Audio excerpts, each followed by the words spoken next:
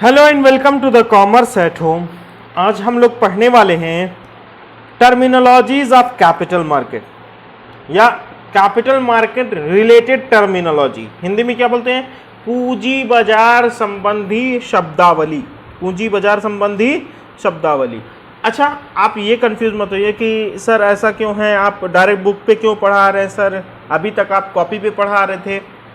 बेटा बस टाइम थोड़ा कम है और मुझे थोड़ी वीडियोस और प्रोवाइड करनी है अकाउंट्स में भी, इसलिए मैं जल्दी जल्दी बिजनेस और बैंकिंग को ख़त्म करना चाह रहा हूँ, तो डायरेक्ट मैं बुक में ही पढ़ा रहा हूँ। थोड़ा एडजस्ट करिएगा, ठीक है? और मेरे हिसाब से सारी चीज़ लिखी मिल जाएंगी आपको तो और ज़्यादा अच्छी बात होगी हिंदी वालों के लिए भी। और हेडिंग्स जो हैं, हेडिंग्स इंग्लिश मीडियम वाले हेडिंग्स यहाँ से उठा लेंगे और अपनी बुक में जाके मिलाएंगे, तो उसको जब पढ़ेंगे सामने आप अपनी बुक को रखिएगा। बस अपनी बुक अगर सामने रखेंगे तो आपको सारी चीज़ें मिलती जाएंगी। बस ये हो सकता है कोई टर्मिनोलॉजी यहाँ दिया हुआ तो आपकी बुक में कहीं और दिया हो, आगे पीछे हो सकती है, तो आप आगे पीछे पहले ढूंढ लीजिएगा। ये मत कहिएगा सर ये चीज़ मेरे बुक में नहीं मिल रही, पहले ढूंढ लीजिएगा, ठीक है? पूंजी बाजार संबंधी शब्दावली, कैपिटल मार्केट रिलेटेड टर्मिनोलॉजी। चलिए स्टार्ट करने से पहले मैं आप लोग को बता दूं, अगर मेरी वीडियोस अभी तक आपको पसंद आती रही हैं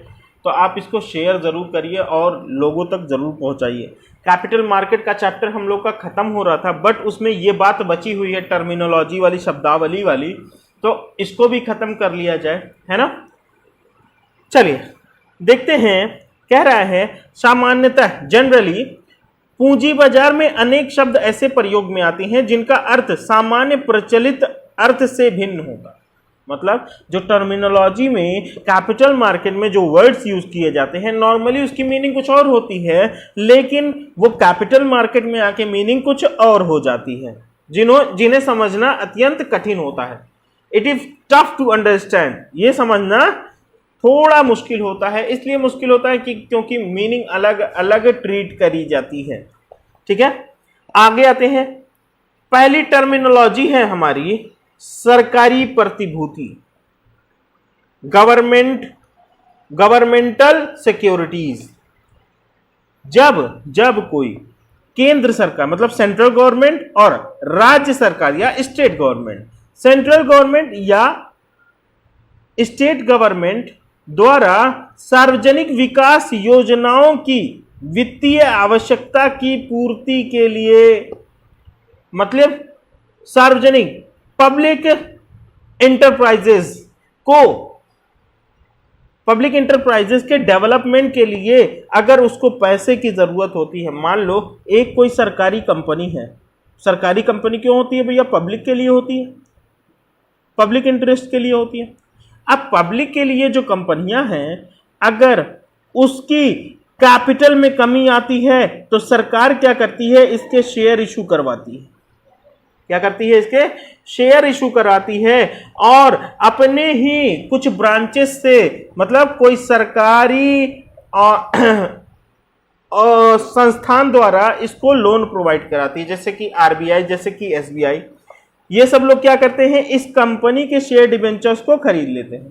तो वो चीज जो गवर्नमेंट कंपनी के शेयर्स और डिबेंचर्स या बॉन्ड्स वगैरह होते हैं उसको बोलते हैं गवर्नमेंटल सिक्योरिटी। क्या बोलते हैं? Governmental security. अर्ध सरकारी प्रतिभूति, ये प्रतिभूतियां अर्ध सरकारी संस्थाओं, ये मतलब पूर्ण या तो सेंट्रल गवर्नमेंट की हो या स्टेट गवर्नमेंट की हो या कोई लोकल अथॉरिटी जैसे म्युनिसिपैलिटी वगैरह होती है, तो सरकारी प्रतिभूति होगी। मतलब कि कोई सरकारी कंपनी है, पब्लिक एंटरप्राइज है, अगर उसके शेयर्स या डिवेंचर्स हैं तो वो क्या कहलाएंगे? Governmental security. अगर सेमी गवर्नमेंटल ऑर्गेनाइजेशन कोई है जिसमें 50% से ज़्यादा या 51% से ज़्यादा सरकार के पास है, कोई कंपनी है जिसमें शेयर 51% से ज़्यादा सरकार के पास है, बाकी पब्लिक के पास है, या कोई और इंस्टीट्यूशन के पास है जिसका शेयर 51% से ज़्यादा सरकार के पास है और बाकी सारा किसके पास है? किसी इसकी सिक्योरिटी शेयर डिबेंचर, इसके सिक्योरिटी मतलब शेयर्स डिबेंचर बॉन्ड वगैरह क्या कहलाएंगे? सेमी गवर्नमेंट सिक्योरिटीज, अर्ध सरकारी प्रतिभूति। निवेश प्रतिभूति क्या होती है? इन्वेस्टमेंट सिक्योरिटीज क्या कहलाती है? Investment securities. बैंक, बीमा कंपनी इत्यादि द्वारा निर्गमित अंश एवं ऋणपत्र। अंश मतलब होता है शेयर और ऋणपत्र मतलब होता है डिबेंचर्स, मतलब प्रतिभूति की ही बात कर रहा, वो सिक्योरिटीज की ही बात कर रहा। अगर कोई बैंक, अगर कोई बीमा कंपनी मतलब इंश्योरेंस कंपनी अपने शेयर डिबेंचर किसी को बेचते हैं जो निवेशकों को अधिक लाभ प्रदान करती हैं, निवेश प्रतिभूति कहलाती है। मतलब कोई अगर बैंक के शेयर्स खरीद ले, बैंक के शेयर्स खरीद ले, ठीक है, तो उसमें एक आदमी ने क्या करा है? अपना इन्वेस्टमेंट करा है। कोई इंश्योरेंस कंपनी है, लिखा बैंक, बीमा कंपनी इत्यादि द्वारा निर्गमित अंश। अगर कोई बैंकिंग कंपनी है या इंश्योरेंस कंपनी अपने शेयर डिबेंचर को इशू करी है और उस पर ज्यादा लाभ प्रोवाइड करती है, मोर प्रॉफिट, अधिक लाभ प्रदान करती है, निवेश प्रतिभूति कहलाती है। क्या कहलाती है? इन्वेस्टमेंट सिक्योरिटीज कहलाती है। अच्छा, ट्रस्टी सिक्योरिटी क्या होती है? वे प्रतिभूतियां जिनमें वैधानिक रूप से ट्रस्ट का धन निवेश किया जाता है। मतलब अगर कोई ट्रस्ट है, कोई एनजीओ वगैरह है, उसका पैसा किसी सिक्योरिटी को खरीदने में लगाया जाता है, किसी शेयर को खरीदने में लगाया जाता है, तो इस शेयर को क्या कहलाएंगे? Trustee security. क्या कहलाएंगे? Trustee security. ये शेयर्स और डिबेंचर्स वगैरह क्या कहलाएंगे? अगर कोई ट्रस्ट का पैसा किसी शेयर्स में लगाया जाता है तो उसको कहलाएंगे ट्रस्टी सिक्योरिटीज। वो क्या कहलाएंगी? Trustee securities. आगे देखते हैं, आगे क्या दिया हुआ है साहब? लिखा हुआ है सट्टे की प्रतिभूतियां, ऐसे सिक्योरिटीज जिस पे सट्टा लगाया जाता है। सट्टा कैसा होता है? स्पेकुलेटिव। अभी आगे हम लोग पढ़ेंगे स्पेकुलेशन का मतलब। यहां देखिए, सट्टा या परिकल्पना, स्पेकुलेशन बोलते हैं इसको, ठीक है, आगे पढ़ेंगे हम। देखिए, वह प्रतिभूतियां जिनके मूल्य अधिक परिवर्तित, मतलब जिसके प्राइस में ज्यादा चेंज आता है। आप देखते होंगे शेयर बाजार, आज बढ़ गया रेट, आज घट गया रेट। वो क्या है? वो ऐसे शेयर्स हैं जिनके डेली दाम घटते बढ़ते रहते हैं, ठीक है। जैसे कि पेट्रोल के प्राइसेस हो गए या फिर है गोल्ड के प्राइसेस हो गए। ये सब क्या है? गोल्ड में पैसा इन्वेस्ट करना स्पेकुलेटिव बिजनेस कहा जाएगा, ठीक है। तो ऐसी सिक्योरिटी जिसका रेट बहुत ज्यादा ऊपर नीचे होता हो, जिसका रेट बहुत ज्यादा चेंज होता हो, उसको बोलते हैं स्पेकुलेटिव सिक्योरिटी। रजिस्टर्ड सिक्योरिटी क्या होती हैं? अगर पंजीकृत प्रतिभूतियां वह होती हैं जिनके स्वामी का नाम प्रतिभूतियां निर्गमित करने वाली संस्था या कंपनी की पुस्तकों में पंजीकृत होता है और उसके स्वामी के पास स्वामित्व का प्रमाण होता है। इस प्रतिभूतियों का हस्तांतरण परलेख द्वारा किया जाता है। देखिए, मान लो एक एग्जांपल देते हैं छोटा सा। एक कंपनी है एक्स लिमिटेड। एक्स लिमिटेड की हमने शेयर्स खरीद लिए। हम हैं ए, हम क्या है? ए। हमने शेयर खरीदा, ठीक है। अगर कंपनी की बुक्स में मेरा नाम रजिस्टर्ड है, मेरा नाम रजिस्टर्ड है, तो मेरे पास जो शेयर्स हैं उन शेयर को रजिस्टर्ड सिक्योरिटी कहा जाएगा। क्या कहा जाएगा? रजिस्टर्ड सिक्योरिटी कहा जाएगा। अगर कंपनी की बुक्स में मेरा नाम रजिस्टर है तो, ठीक है। वाहक प्रतिभूतियां, बियरर डिबेंचर। अच्छा, एक बात ये भी जान लीजिए, अगर मेरा नाम हटवाना है तो भैया ट्रांसफर सर्टिफिकेट लगेगी। हस्तांतरण प्रलेख को बोलते हैं ट्रांसफर सर्टिफिकेट। मुझे एक सर्टिफिकेट इशू किया गया होगा, शेयर सर्टिफिकेट, जो कि मेरे नाम से इशू किया होगा, ए के नाम से। किस नाम से भैया? ए के नाम से। अब मुझे अपना शेयर बेचना है तो भैया शेयर सर्टिफिकेट पे तो मेरा नाम लिखा हुआ है। अब मैं बेचना चाहता हूं बी को, तो बी का नाम जब चढ़ेगा तो ये शेयर सर्टिफिकेट हमको कंपनी में दिखवानी पड़ेगी और उसका नाम चेंज करवाना पड़ेगा कि ए ने बेच दिया है, किसको ट्रांसफर कर दिया, अपने राइट्स को किसको, बी को ट्रांसफर कर दिया है। इसलिए ट्रांसफर सर्टिफिकेट की जरूरत पड़ेगी हमें। वाहक प्रतिभूतियां, इन प्रतिभूतियों का वाहक ही इनका स्वामी होता है। अच्छा, इसमें ट्रांसफर करने की जरूरत नहीं होती। जिसके पास, मान लो आज मेरे पास एक शेयर सर्टिफिकेट है और यही शेयर सर्टिफिकेट किसी दूसरे को मैंने दे दी तो तुरंत ये मालिक हो गया, कंपनी को कुछ बताने की जरूरत नहीं। जिसके पास वो शेयर सर्टिफिकेट वही मालिक। इसको बोलते हैं बियरर सिक्योरिटीज। क्या बोलते हैं? Bearer securities. याद रखिएगा। आगे चलते हैं, आगे चलते हैं। क्या लिखा हुआ है? औद्योगिक या व्यापारिक प्रतिभूतियां, इंडस्ट्रियल सिक्योरिटीज या इंडस्ट्रीज सिक्योरिटीज। ठीक है, इंडस्ट्रियल सिक्योरिटीज क्या होती हैं? व्यवसायिक कंपनी द्वारा निर्गमित अंश, मतलब ऐसी कोई कंपनी जो बिजनेस करती हो, या इंडस्ट्रीज द्वारा, कोई भी इंडस्ट्रीज द्वारा अगर अपने शेयर मार्केट में बेचे जा रहे हैं और कोई आदमी उसको खरीद रहा है तो वो सिक्योरिटी, शेयर्स, डिबेंचर्स वगैरह क्या कहलाएंगी? Industrial securities कहलाएंगी। ठीक है। जब भी कंपनी को पूंजी की आवश्यकता होती है बेटा, याद रखिएगा, शेयर तभी इशू होता है जब किसी कंपनी को पैसे की जरूरत होती है तो वो अपने हिस्से को बेचती है मार्केट में, शेयर्स को बेचती है पब्लिक को। अब ये पब्लिक जब खरीदेगी इस शेयर को तो ये पैसा देगी कंपनी को, तो कंपनी को पूंजी मिलेगी। जब भी पूंजी की जरूरत होती है तो ये शेयर इशू करते हैं। पूर्वाधिकार या अधिमान अंश, प्रेफरेंस शेयर्स, ऐसे शेयर्स, देखिए ऐसे शेयर्स जिनको लाभ में ज्यादा पहले अधिकार होता है। किससे पहले अधिकार होता है? इक्विटी शेयर होल्डर से पहले अधिकार होता है। शेयर्स दो तरह के होते हैं, एक इक्विटी शेयर्स और एक प्रेफरेंस शेयर्स। तो यहां पूछ रहा है प्रेफरेंस शेयर्स क्या है? ऐसे शेयर जिनको इक्विटी शेयर से पहले हिस्सा मिलता हो। किस चीज में हिस्सा मिलता हो? लाभ में पहले हिस्सा मिलेगा इनको। दूसरा, जब शेयर का पैसा वापस किया जाएगा या जब कंपनी डिसॉल्व होगी तो पहले प्रेफरेंस शेयर होल्डर को पैसा वापस मिलेगा, तब इक्विटी शेयर होल्डर। इसीलिए इसका नाम प्रेफरेंस रखा गया है। पूर्व अधिकार, पहले का अधिकार, पहले अधिकार ज्यादा मान दिया जाता है प्रेफरेंस शेयर्स को। अधिमान अंश इसीलिए बोलते हैं कि इसको ज्यादा मान दिया जाता, ज्यादा इज्जत दी जाती। क्यों?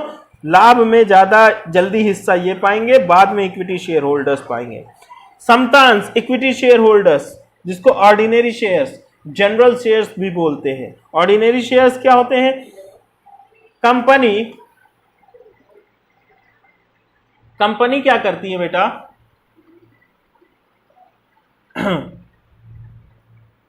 कंपनी के उन अंशों को समतांश कहा जाता है जो पूर्वाधिकार अंश नहीं होते हैं। मतलब ऐसे सारे शेयर्स जो प्रेफरेंस शेयर नहीं होंगे वो क्या कहलाएंगे? Equity share. मैंने बताया दो ही तरह के शेयर होते हैं भैया, जो प्रेफरेंस शेयर नहीं होगा वो इक्विटी ही होगा। विभाजन योग्य लाभों और पूर्वाधिकार अंशों पर लाभांश देने के बाद शेष जो लाभ बचता है उस पर इन्हीं अंशधारियों का अधिकार होता है। मतलब जो भी डिस्ट्रीब्यूटेबल प्रॉफिट है वो बट गई, जो भी प्रेफरेंस शेयर्स को डिविडेंड मिलना था प्रेफरेंस शेयर को मिल चुका, उसके बाद जो प्रॉफिट बची है उस प्रॉफिट पे अधिकार अब किसका होगा? इक्विटी शेयर होल्डर्स का होगा, इक्विटी शेयर होल्डर्स का होगा। ठीक है।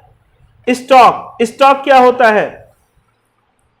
किसी भी कंपनी की वह पूर्ण चुकता राशि जिसे बाद में कभी भी किसी राशि के छोटे छोटे टुकड़ों में विभक्त किया जा सकता है, उसे स्कंद कहते हैं। मतलब अगर किसी कंपनी ने शेयर होल्डर से पैसा ले लिया है पर उनको अभी शेयर्स नहीं दिए हैं, या उसका एडवांस बना कर रखा है, ऐसा पैसा जो पहले से रिसीव तो हो चुका है, फ्यूचर में कभी भी उसको छोटे छोटे हिस्सों में डिवाइड कर दिया जाएगा और उनको शेयर्स बना दिया जाएगा, तो उसको बोलते हैं स्टॉक। क्या बोलते हैं? स्टॉक। अच्छा, आपने एडवांस दे दिया कंपनी को, तो भैया विश्वास कैसे करेंगे कि कंपनी भागे ना? तो स्टॉक सर्टिफिकेट बना के देगी वो, स्कंद प्रमाण पत्र बना कर देगी वो, ठीक है, कि भैया ये रखिए। एक होता है डॉलर रुक्का, डॉलर स्क्रिप्ट। जब किसी कंपनी द्वारा डॉलर मूल्य के अंश निर्गमित किए जाते हैं तो भारतीय शेयर बाजार में इन अंशों को डॉलर रुक्का अंशों के नाम से जाना जाता है। जब रुपए में शेयर इशू ना हो रहे हों, किस में हो रहे हों? डॉलर्स में हो रहा है। किस में हो रहे हों? डॉलर्स में हो रहे हों। डॉलर के रेट पे शेयर इशू हो रहा है तो उन शेयर्स को डॉलर स्क्रिप्ट कहा जाता है, डॉलर रुक्का कहा जाता है, ठीक है। तो स्क्रिप्ट क्या होती है? रुक्का या स्क्रिप्ट क्या होती है? अंशतः चुकता समता अंश का दूसरा नाम स्क्रिप्ट है। मतलब जब इक्विटी शेयर जो होते हैं और उनका पेड अप, जितना पैसा दे चुके हैं, paid up amount of equity shares, paid up amount of equity shares को अदर वर्ड्स में क्या कहा जाता है? स्क्रिप्ट कहा जाता है।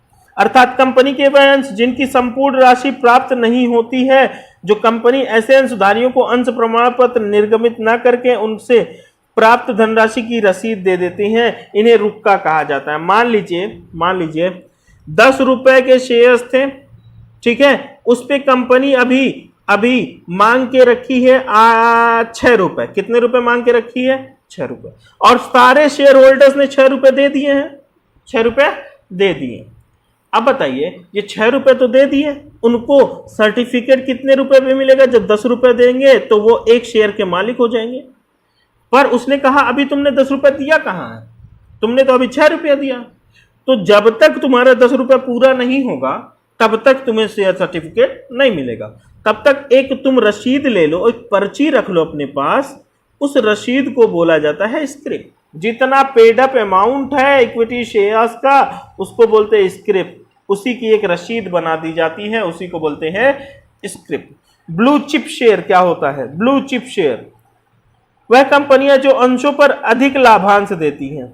मतलब ऐसे शेयर्स जिन पे हाई रेट ऑफ डिविडेंड मिलता है, डिविडेंड ज्यादा रेट से मिलता है, ठीक है, उसे, तथा स्टॉक एक्सचेंज में ऊंची कीमत पर उनका क्रय विक्रय होता है।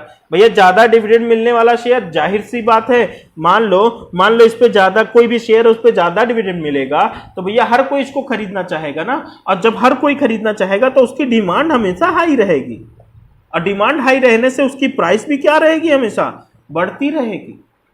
जितना भी डिमांड बढ़ती जाएगी उतना प्राइस भी भैया बढ़ता चला जाएगा, ठीक है। तो ब्लू चिप अंश वह होते हैं जिन पे हाई रेट ऑफ डिविडेंड मिलता है और स्टॉक एक्सचेंज में वो ज्यादा रेट पर खरीदे बेचे जाते हैं, उन्हें हम क्या बोलते हैं? Blue chip shares. अगर वीडियोस आपको पसंद आती हैं तो आप इसको लाइक, शेयर और सब्सक्राइब करिए। स्पेकुलेशन को समझ लीजिए अच्छे से, नहीं समझ में आया हो तो एक बार फिर से सुन लीजिए, आपको क्लियर हो जाएगा। कोई क्वेरी रहती है तो मेरा कॉन्टैक्ट नंबर है आपके पास 8957908957, ये व्हाट्सएप नंबर है, आप इस पर अपनी क्वेरी भेज सकते हैं, ठीक है। चलिए, गुड लक।